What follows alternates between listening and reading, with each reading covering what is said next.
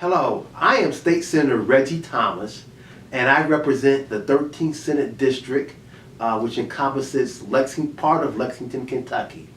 As your state senator, my primary responsibility is as a lawmaker.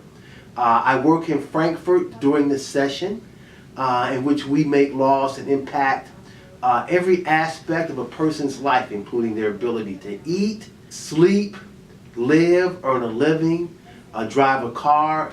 Every area of human life imaginable we address here at the state capitol. The way we make laws with regard to revenue or tax matters, those must originate in the House of Representatives and then get approved first by the House of Representatives and then by the state Senate. There are two chambers in our legislature. There's a House of Representatives composed of 100 members who each serve 2-year terms, and then there's a state Senate composed of 38 members who serve 4-year terms. As I indicated at the beginning, I serve in the state Senate. Each bill is first assigned a committee, and that bill must first be heard by the committee and adopted by that committee. Only after that bill is passed by the committee will it then go to the full chamber, either the House or the Senate, and then be approved. Once it's approved by a chamber, let's say it's approved by the House first, okay? Approved by the House committee, then approved by the House itself. Then it comes over to the Senate, and then that same process must be followed in the Senate. The bill is signed to a committee in the Senate. That bill is then heard by that Senate committee.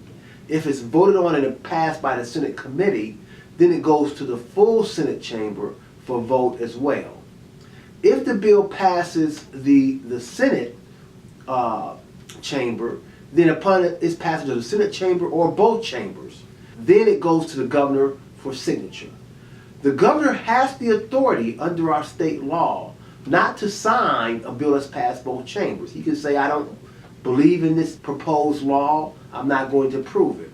If the governor takes that action, which we call a veto, the bill will then go back to where it originated, either in the House or the Senate, and then the governor's veto can be overridden by 3/5 vote in the chamber, which means that 3/5 of the members of the House must vote to override the governor's veto.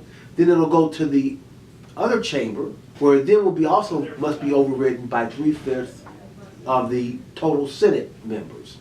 If that occurs, then the bill can become law without the governor approving it. If it doesn't get the required number of votes to override the governor's veto, then the bill is dead.